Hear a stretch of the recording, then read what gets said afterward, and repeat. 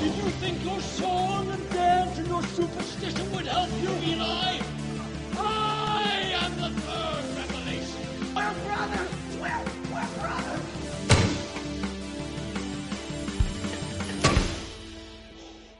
I'm finished. And welcome back to Let's Take 5, the podcast where we take a cinema legend, take 5 of their films to hide their excellence and range. My name is Austin Luger. My name is Eric Martindale. But we are not doing that premise at all. We are ending the podcast. Haven't been for a while now. I know. It's now our 7th film in a row, not doing the premise of the show. Because that's okay, because there's 120 films that predate it. Yeah, where we do that. Yeah, this is the outlier because we are ending the podcast. We are covering 10 amazing films that we did not cover in the previous 120.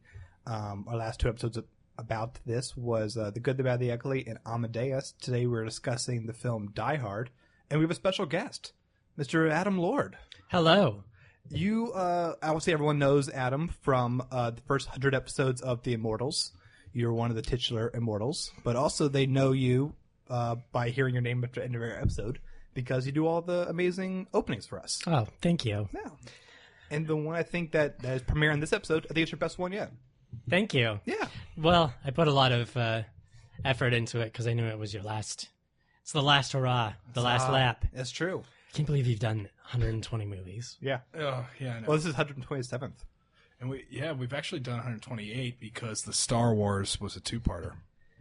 And we've recorded next week's, so 129. That's right. Ooh. Time is really weird on this podcast. You never know. We're doing Die Hard. We're doing Die Hard. It's a film. It is a film. It is a 1988 film directed by John McTiernan, starring Bruce Willis and Alan Rickman. And Adam, I kind of want to throw it to you first because, well, I should say the premise. The premise is you have a cop from New York going to visit his wife, trying to kind of not really rekindle. Separated wife. Yeah, separated wife, trying to see if this marriage is even still happening. Goes to her office at the Christmas party, but lo and behold, it is under attack by a group of men run by Alan Rickman, Hans Gruber, and they initially think they're terrorists, but really they're trying to pull off a heist, really. And They're still terrorists. They're still terrorists, yeah. but their political motivations are the red herring. Yes. Terrorism is a means to an end. Yes. Exactly. They're robbers. You've always believed that. But They're exceptional robbers. I think do they do terrifying things to people with guns? Oh, yeah. So we'll throw them in that. Yeah, including pile. murder. Yeah. A lot of it. Oh, yeah. Also, the one thing I was going to say before is I'm sure you're going to kick it to Adam. I could see that happening. Sorry. Is that it's weird how nuanced the film is before the terrorists show up. Yeah. Like you get a lot of like, wow, he's a cop. He's been busy in New York. He's come to LA. He's trying to save his marriage. Maybe his wife has had her career. Her career is taking off. She's got a corner office at a new building being built in LA. Mm-hmm. He thought she'd come running back. It just goes on. And like, it's super nuanced. And then a bunch of terrorists show up. Like, yeah, it's actually such a good without movie. that, it wouldn't be as good. Like, yeah. It's all. But I was like watching and going like, I would keep watching this. Like all these characters kind of pop, including the new limo driver. Yeah. But Adam, since like this podcast began and you've been doing our intros and such for it, I keep saying like, what director do you want to call dibs on? And you have stalled for the entire length of this podcast. And I go, we are ending. You have to now pick one of these films. And you immediately wanted Die Hard. Why did you want Die Hard? Well, for me, Die Hard is kind of goes beyond a movie. It's like it's not just a movie to me. It's like a ride. It's like something that I come back to and I experience. I don't watch it. And there are very few movies that are like that for me. The Matrix and the Jumanji, if you're wondering. I call them the Jumanji. Yeah. So just gonna ask about that off mic. I think. Yeah. No, Jumanji. Yeah, it's just a fun time, and it's a thing that I just grew up with, I think. And I just remember we watched that together after an episode, didn't we? Yeah, we did. Yeah. I was still confused why y'all loved Jumanji so much. Yeah. And then I saw it again last week. So did you? Yeah. What do you think of Jumanji 2, Welcome to the Jungle? I really liked it. I thought it was great. I'm sorry. I know that's not a popular opinion, but so to the original point, why? So because moving on. Yes. Yeah. So it's just I don't know. I can't say enough good about it because it's just so exciting. It's like you were saying, Eric, it's so well done at the beginning, and it conveys so much information so quickly that's like crucial to the rest of it. And it's done so subtly because it's like he's talking to the guy on the plane who's like, take your shoes off when you get there. It'll cure your, sickness. What is that called? I have no idea. Jet lag. Yeah. Oh, jet lag. Yeah, well, it's jet lag, but it's also like a big joke. Yeah. Like we don't. He says, "You want to know what the secret to surviving air travel is?" We don't know why he can't. Why can't you survive air flight travel? I feel like he just was a stranger just talking to him. Well, no, I understand that. So he goes to his apartment. He takes his shoes off. He does that with his feet. But what is that? What's that actually really doing? Yeah. We're just de-stressing, I think. Well, yeah, sure, Yeah. I know, but it's funny to me as like a this mythical thing that you don't really know what the ailment was and what's this really curing. It's like because it's like orgasmic. He's sitting there, he's oh my god, he's so right. It's like what? So I like that. But yeah, I mean, so like in the way the story sort of sets him up is all the things that we talked about earlier really sort of plays into I think also why it's so great is because there's definitely a Batman effect here in the sense that what really attracts a lot of people to Batman as a hero is the idea that like anyone could be Batman, which is a little absurd when you watch the movies, but that's sort of the idea, like there's no superpowers. In this situation, it's even more so that because John McClane is really presented early in the film and as we sort of go through this film as a normal guy that just happened to be stuck in this really, really shitty situation and he's surviving. Like there's this whole feeling like he's not, and that's sort of why the movies sort of renege on that idea as they get older, like Live Free and Die Hard, which is like really fun, but also really stupid. And all of a sudden he is a superhero. Like he's like hanging off a jet. Like all of a sudden this is True Lies. Whereas Die Hard he's just a dude. He's a cop. He's very, very smart. He's a very, very competent guy, but he's just a man in a wife beater without any shoes on. Like that's the situation. That's what it is. He's just trying to get the cops to show up. Right. Like, and that's great to me. Like that is a huge part of why this is so successful. And you mentioned it's like a ride. So you can keep rewatching it over and over again. It doesn't lose the effect. Like, I can keep riding the same roller coaster. Like they're fun every time you get on them. It's like that. Yeah. I have movies like that too. Like The Rock's like that to me. It's usually action movies. The Rock's like that to me. Indiana Jones and Last Crusade is like that to me. Like I just put that on. That can be on. I can watch it any day of the week. Casino Royale for me.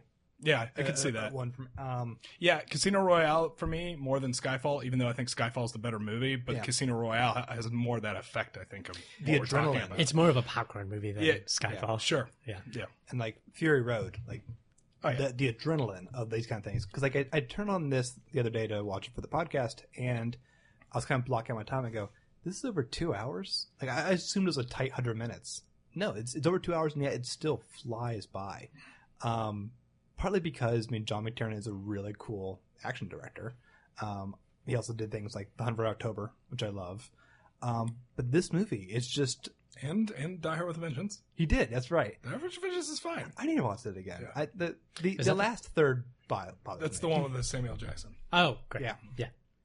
But you having it be, like, even when he does his most extraordinary stunt, which is him kind of going off the roof and go through the window with the... Yeah, he doesn't think he's going to survive that. No, yeah. He goes, this is my only option, and it's really, really bad.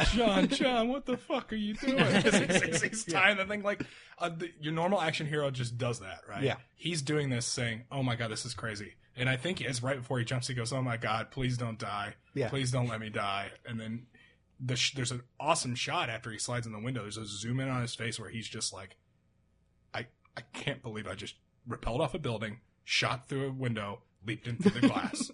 Like, I cannot believe I'm alive right now. And that type of reaction shot's exactly why he's so attractive, I think, as a main character, right? And when he's in the elevator shaft, he falls a bit. Yeah. He should just die. He managed to grab that little part right there. I'm like, that is so small. You are the luckiest person in the world. Yeah. That part for me, I think, is the part that I believe the least. It's like the most extraordinary thing. That is the most extraordinary thing. It's the only thing that happens in the film where I go, no, that couldn't happen. You fall to your just death. die. Yeah.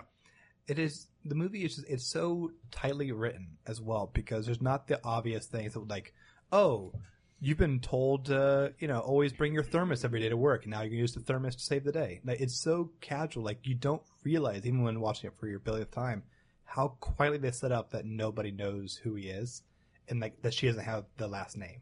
Mm-hmm. Like, it is so smart that even like when someone like walks in on them talking, and they're talking and it doesn't say anything because they're in the middle of an argument, that's what someone would do in this situation. It wasn't contrived. They don't know who he is, and it's the great problem with Hans Gruber's really good plan is that there is a brilliant New York cop who's an asshole. Because there's like a great moment when he's up against the Ivan Drago looking character, and he goes, you're a cop. Cops have rules. Yes, my captain always keeps telling me. Because he's not going to play by the rules because there are terrorists in this building. Also one thing that probably is undersold a little bit about this film is it's really funny. It's really There's funny. like a lot of humor in this film. Like as much as there can be in a film about this type of stuff.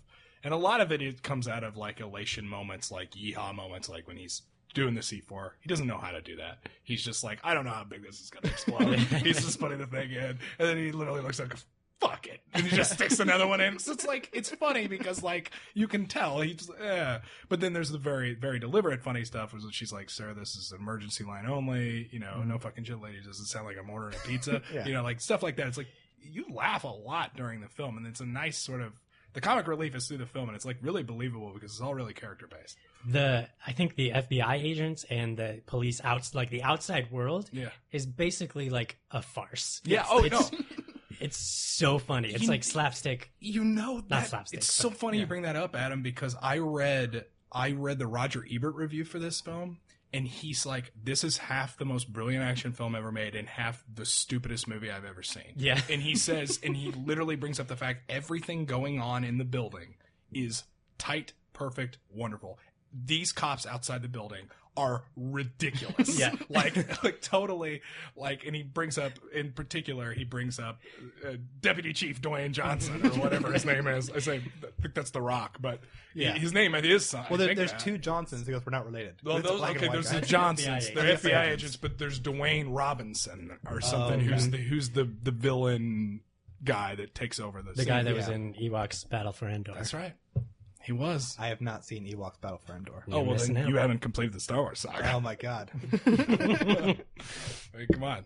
But yeah, you're right. But I love that. I think they're great. I do. But I could see where he's coming from, where he draws a distinction between two very distinct things that are happening, which is this amazing, incredible stuff on the inside of the Nakatomi Plaza and these bumbling idiots outside. Like really, really, really bad cops. But they all take themselves so seriously. The FBI agents are just like, don't worry about it. We're here. Yeah. We don't need your help. Yeah. What do you mean? Yeah. I'm inside. Hey, cut it down. Cut the power. The guy he's like, the guy that has to cut the power. That whole scene where it's like, you're going to kill the power on the whole city block and say, hey, do it now. You're going to lose your job. It's like, all right. Yeah, all right. Yeah. I guess I'll do it. Yeah. Sure. It can't be done. No, I can. It's a goofy. It is. You're right. It's really goofy. I love it. When I saw this movie, I saw the Music Box last time I was here, which was the second time I saw it at the Music Box because I saw a Christmas special with Austin that had Gremlins. It was a double feature with Gremlins, which was like perfect. It was the alternative Christmas movies, and it was great. And Gremlins, like, wow, that movie was a lot better than I thought it would be. We had a great time. But those moments were getting huge laughs in the theater. I mean, huge laughs. So, well, also, you have William Atherton as the journalist. He is the go-to 80s bad guy. Ghostbusters, real genius. But yeah, I was watching it again, and I just caught a new funny line to me. I texted to Erica. He has a great character entrance where he's on the phone with a woman. He goes, of course I can get us seats at the restaurant. No, I know Wolfgang. I mean, I interviewed him for Christ's sake. Yeah. And that's it. That's all you need to know about how few friends this guy definitely has. The funniest character in the movie, who gets better every single time I watch it, is Ellis. The guy who is so confident in the office that he can save the day and he can talk down Hans Gruber. Unbelievable. The guy's introduced because he's doing coke in Holly's office. He's not even doing it in his own office. Like, he's in there. Yeah, I mean, this guy. You said it best, Austin. This guy was convinced he was the lead of the film. Yeah, and it shows so much. Oh my god, I love that character. I love Hans Booby, you're my white knight, or I'm your white knight. Oh my god, like that is such a bad line, but he delivers it so earnestly that I buy it, and I'm like, it's so funny. This guy's such a schmuck. It's so good. What do you think about Ellis? I totally agree. I wonder if he like improvised the bubby part. The bubby. I wouldn't even know how to spell that in the script. Yeah, I wouldn't either. He is so confident because, like, I think also the reason why the movie moves so quickly is that there aren't really repetitive scenes.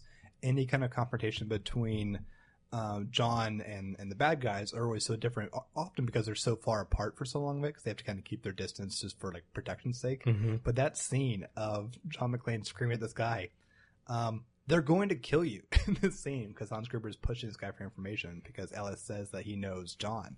And he goes, I never met him before tonight. Don't kill him. John, what are you talking about? John, how could you say that after all these years? Also, Hans, put the gun down. I'm not a method actor. I don't even. This is radio, not TV, Hans. Well, see, that's a great character moment for Hans Gruber too, because Hans then realizes the key to flushing him out. Someone invited him to this party. Mm-hmm. That means someone in that room knows who he is. Yeah. Mm-hmm. There's two things that always strike me that like I always forget about, like when I'm going back and watching the film again, is how Hans has to adjust to sort of this unknown entity, which is him, and how he sort of John McClane throws punches and he throws counter punches. Listen, I know there's someone here that you care about, so I'll just keep shooting people and I'll find out who it is. Which leads to the second point, is that the plans always was to kill all of the hostages. That is insane. Like, that's how maniacal it gets to. It's like, you kind of like him as a villain because he's so cool, but like the plan from the beginning was to murder everyone there, get them to the roof, and blow the roof up. So the plan itself it's so good. The plan is so good. And when which is my favorite part of the movie, when Ode to Joy hits and they crack the safe and that thing flies open and the bad guys win, they think they won. You're like, that is a really cool. I mean, it's like a really, really great bad guy moment. And in the theater last time I was there, people started applauding. Yeah. like it's so good. Well, it's an excellent moment. And there's, I noticed this time that I watched it, there's like some foreshadowing with Ode to Joy. I can't remember where. He's in the lobby. Like, I think it's playing like, in the lobby. Okay. Like, yeah. That's right. I thought it was somewhere else too, but maybe not. Maybe the plane. Like, it's early on. You're right. Yeah.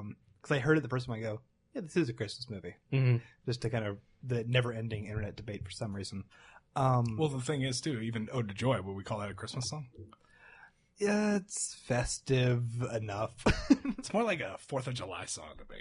It's not connected to either of these. It was not written by an American, but it's certainly, Christmas. I mean, it makes sense. Mm-hmm. Yeah, it's just like a happy. I remember at the wedding, Ode to Joy was one of the songs we could pick. Catholics very strict on it, like what you have to do. And it's like we could walk out to Ode to Joy, and I get all excited, and they're like, "Okay, what's the other like one that was left on the menu?" And everyone was like sold on Ode to Joy, and I was like, "That's awesome." I'm thinking like Die Hard. Yeah. And then it was some other song, and it's this beautiful song, and I'm like, that's the one she's gonna pick. And it was the one she picked. I was like, man, I wanted Ode to Joy. I didn't get to choose one damn thing at that wedding. That was the one I was gonna have. But if it was gonna be Ode to Joy, you would have had your shoes off so you can get the toes on the nice carpet. Yeah, you got to. We have to talk about Alan Rickman in this movie because this is his first time acting on screen before. I heard an interview with him that was like shortly before he died, and he talked about how like nervous he was because like he's doing not his accent, and then he has to then do like, in the film not his accent doing a different accent, which is a great swerve. Amazing. Mm-hmm. And he just like was a theater guy who never acted on film before, and he's incredible in this. He's an all-time great villain, not just because he has such an intelligent, ruthless plan. Because even before you realize they're going to kill the hostages, he does kill the boss like right away. Yep. And it's so shocking. It's so shocking, but then when you retroactively look at it, that guy was always going to die that night. Yeah. That's something that I always think about the whole thing. It's like, they are super evil. Yeah. Like, and I love it when he's like talking to like the people on the ground, like, I want you to free like these people from this Irish prison, these people from this Brazilian prison. Yeah, oh god. He doesn't have notes on him. He's always knows like this is gonna be my lie. It's part of the lie. And you have like 1 hour to do this. They're like, what? That's like 7 different countries. Yeah. Yeah, what's that? He wants the 7 members of the Asian Dawn. Yeah. And then the guy looks at him, one of the other terrorists looks at him and goes, Asian Dawn? And he read about them in Time magazine. And he goes back into the thing. This thing is just total bullshit. It's great. It's one of those great... Oh, sorry, go ahead. Well, I was going to say, if he's then the whole time planning on killing all the hostages, then he's just, like when he's introducing himself to them at the beginning with all the, like trying to make them think that he's a terrorist, he's just like toying with them, right? Right. Yeah.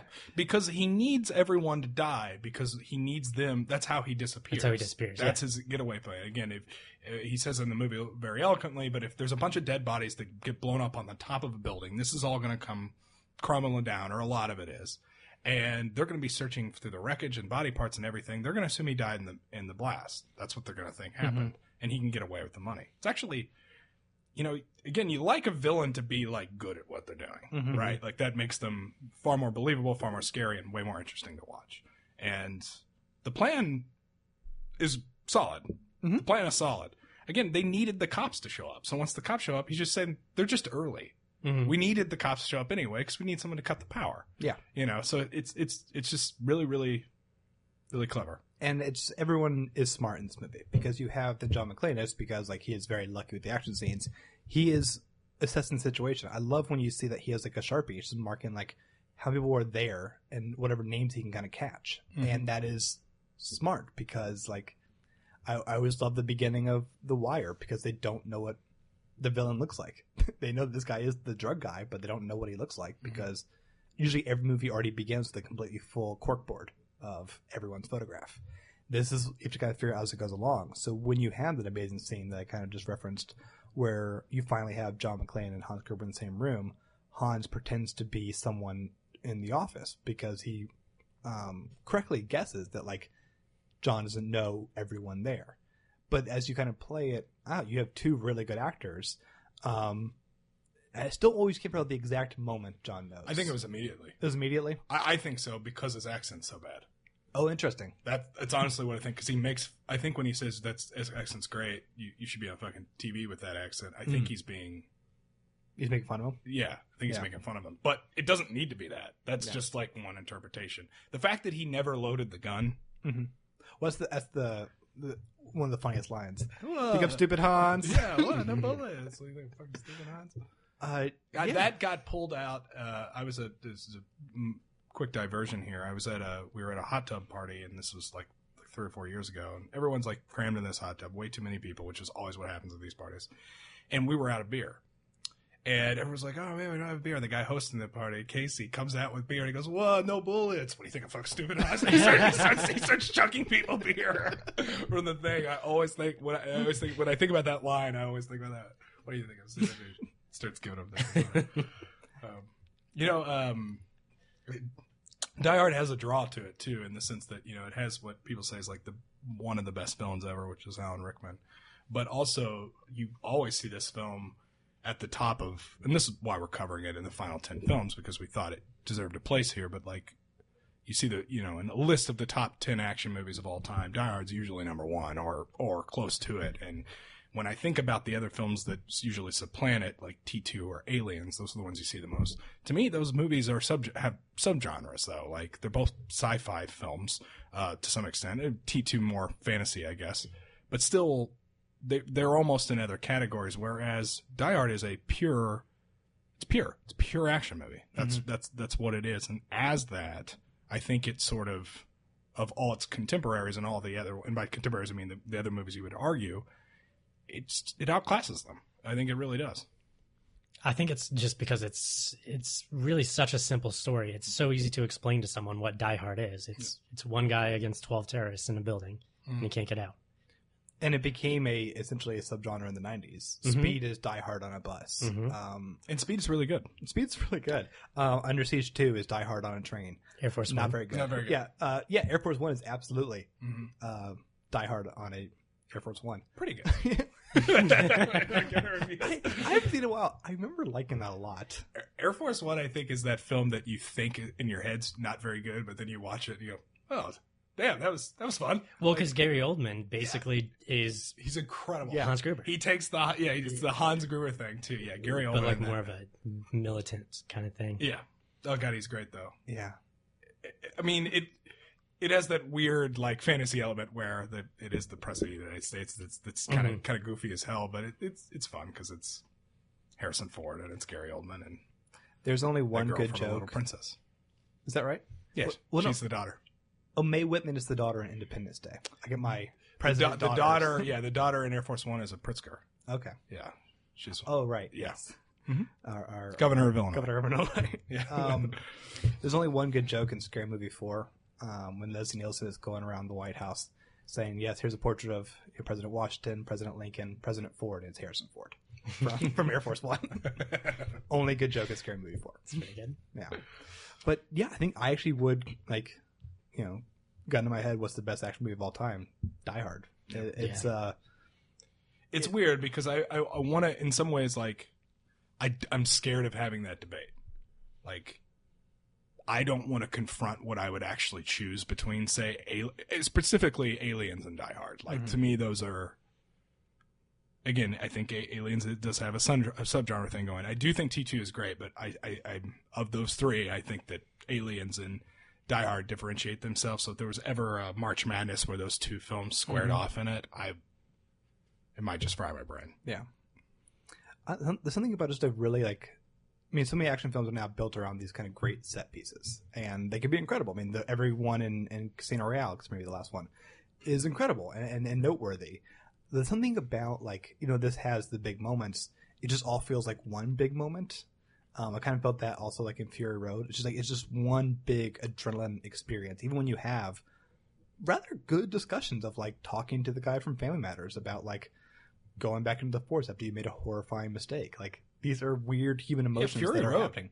Enters that echelon, I think. Yeah. I really do. I think, and it's a shame that I'd forgot it now because I brought that going in. I think that since Die Hard, Fury Road is a pure action film is, so good. And I view the Mission Impossible especially the new one, had the same kind of crazy adrenaline. But even though he's a bit of a superhero though. Oh, he's 100% superhero. It's hysterical. Which it's amazing. When you watch Fury Road, you feel like Mad Max and Furiosa are in trouble. Yes, that's a good feeling. You to actually have to worry about the characters. I'm pretty sure I thought Furiosa was going to die in the film. So that helps. Die Hard has a moment where Bruce Willis is starting to despair. Yeah, that's a good character moment. And he's rocked by the end. Yeah. He's, I mean, if it wasn't for yeah. I can't remember the guy's name, the guy from Family Matters. He's when he's walking out, he's finally with his wife and everything. It's Sergeant Al Powell. Oh, that's his name? I think it is. Yeah.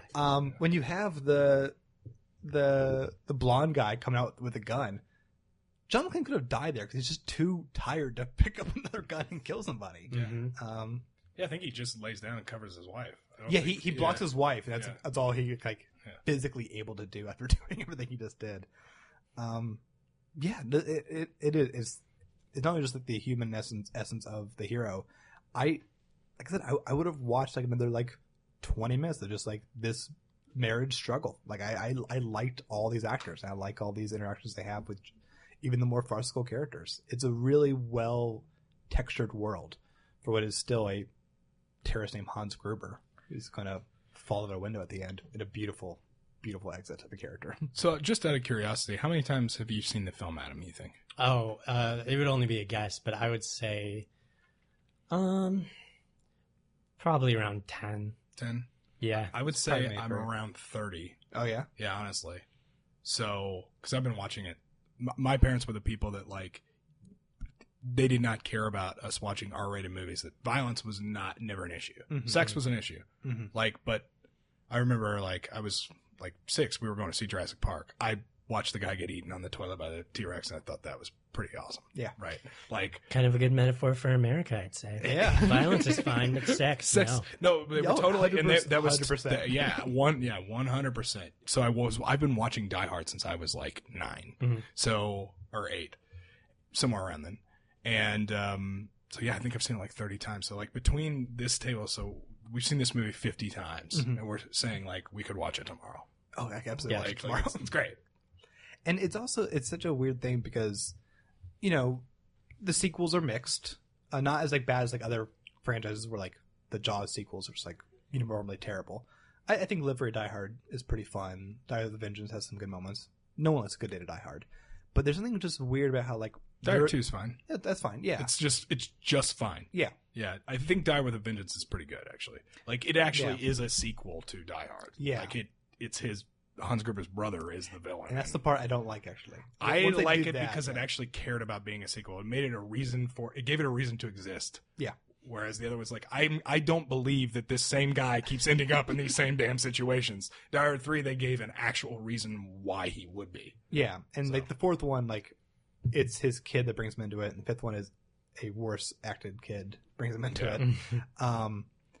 But yeah, I forgot what I was gonna say. I'm sorry. It's okay. It's radio, not television. Yeah, put the gun down there. What about you, Adam? Do you have any other thoughts there, man? Well, I was just going to ask if would this be on your, like if this were part of an actual premise of your show, would this be on Bruce Willis's 5 or Rickman's or? Yeah, I think Rickman was always like on a short list. We discussed Rickman quite a bit. McTiernan, I don't think he has 5. He has a bunch of good ones. That went to federal prison for a year, by the way. Yeah, I know. That was a crazy thing that happened. Tax evasion or something, right? Or wiretapping fraud. Wiretapping fraud. Wow. Yeah, I know. He went to federal prison. But no, like Bruce Willis. I remember what I was gonna say now. Bruce Willis is one of those absolutely amazing, charismatic actors who has now like openly stopped trying in films, and you have to like really find the ones where he tries, and it's like remarkable. Like I think he's really good in like Moonrise Kingdom or Looper. But then he doesn't strike for another like 5 years. And this is when he was a TV actor. He was on Moonlighting. This was his big chance to do a movie and became a superstar. But it's almost like flip a coin to see if he cares or not. And they would film Moonlighting in the day and he'd film Die Hard at night. They were literally filming at the same exact time. And that's wild. His days were like unbelievable. He would go like days without sleeping, like during the filming of this movie, and I think that kind of works for the character. I don't know. I don't get in for that method stuff very much, but like that makes sense here because he's so tired and exhausted the entire film. Like it works. I wonder if they changed the script to make him that separated for so long. That maybe his film scenes with just him. May have. He was like the 5th guy they ended up going with. Arnold Schwarzenegger was considered one time, which would have ruined the whole film. They contractually had to offer it to Frank Sinatra, who was 70 at the time. Yeah, really? That's right. Because it is based on a book. Yeah, it's based on a book. It's a sequel of a book that Frank Sinatra was in the 30s or 50s. And he 50s and 60s when he was doing stuff. That's right. And so he would have signed a contract said he had to do the sequel. Mm-hmm. Okay, that is amazing. Or a remake or whatever. But he declined. Yeah, I imagine. Good job. Dude. Good on Frank. Yeah. I always said I thought Bruce Willis would work, and hear me out here, as if you in the Dark Knight Returns comic, you got this really old curmudgeon Batman that's like way past his prime. That like I honestly think Bruce Willis could knock that Batman out of the ballpark. Like this guy that's beer bellied, angry Batman that like is so bitter. I think like for whatever reason I just can see Bruce Willis nailing not Batman. It can't just be Batman. Not now, not ever. But that Batman. I feel like that one-off story, I feel like he could nail it. Like, at least voice act it. Like, I feel like he could really, like... I don't know, something about him. But no, I mean, Bruce Willis at his prime was just absolutely incredible. And I think this is his best for me. I don't know... what would be in your Bruce Willis 5? Because you mentioned he's what, your 12th favorite actor? Said that beforehand. 12th favorite actor, twice removed. Yeah. No, I don't know. I mean, Pulp Fiction would be one. I can't remember anything else he's been in. He was in a Yojimbo was he retelling. Really? Yeah, it was called Last Man Standing.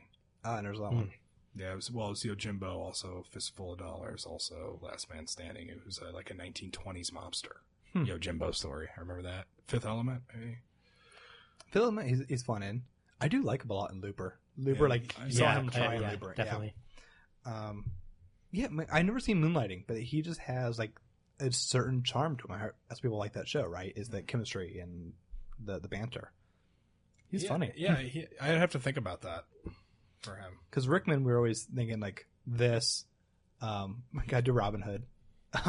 Yeah, some Galaxy conversation, Quest. some Sense and Sensibility, maybe. Sensibility is really good. And he was in that. He was in a really artsy movie with Kate Winslet right before he died. He directed it too. He directed like 2 films. Yeah, he did. I forget what that was called. Yeah, I can't remember what it was. Yeah, I saw it. It was okay, but like it would be nice to just like round it out with like this is his last film, and by the way, he directed it too. Yeah, he's perfect in Galaxy Quest. Yeah, he's an awesome actor. Mm-hmm. He's never nominated for an Oscar. We probably should have Harry Potter. It'll probably have to be one of the 5 for. Yeah, but which one would he do? I don't know. There's The one some where he bad has more movies in lines. there. I guess I don't know. Yeah. That's the problem with Harry Potter. Is like some of them are like bad. Mhm. Like that, not the books. I'm not talking about. Oh yeah, the no. books. The first 2 movies are bad. Yeah, like yeah. We need final thoughts on Die Hard, though. Yeah, final thoughts on Die Hard. Die Hard's great. It's one of the best action movies of all time. Bruce Willis nails it. Alan Rickman nails it. I think you'll see him pop up on your best villains of all time list too. He's usually right up there with like Heath Ledger's Joker, formerly Jack Nicholson's Joker. Yeah, I mean, it really, if you like action movies at all, and even if you really don't, I mean, I remember my grandma liking this movie. I swear, back when I was watching it when I was 8. My Meemaw loved this movie. Yeah, it has like Meemaw loved Bruce Willis. It's a broad. I don't understand. I really can't explain it, but it just has that it factor. It's like when you listen to that song on the radio and go, oh, that's going to be it.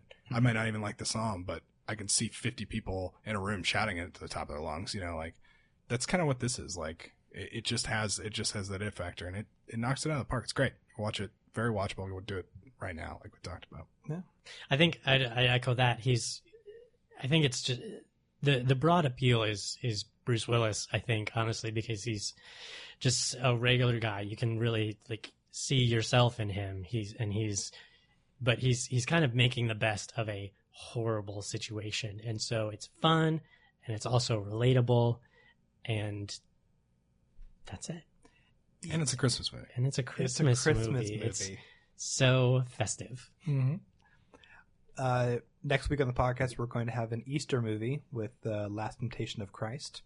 Until then, you can go to artemora.com and check out all the previous episodes of Let's Take 5, The Immortals, and Ad Absurdum.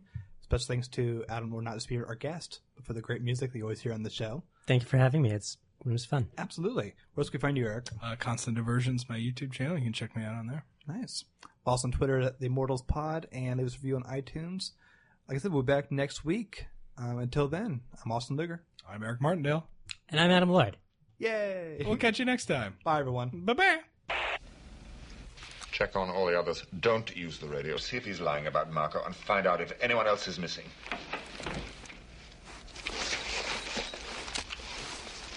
Mr. Mystery Guest. Are you still there? Yeah, I'm still here. Unless you want to open the front door for me. I'm afraid not. But you have me at a loss. You know my name, but who are you? Just another American who saw too many movies as a child. Another orphan of a bankrupt culture who thinks he's John Wayne, Rambo, Marshall Dillon. I was always kind of partial to Roy Rogers, actually. I really like those sequin shirts. Do you really think you have a chance against us, Mr. Cowboy? Yippee-ki-yay, motherfucker.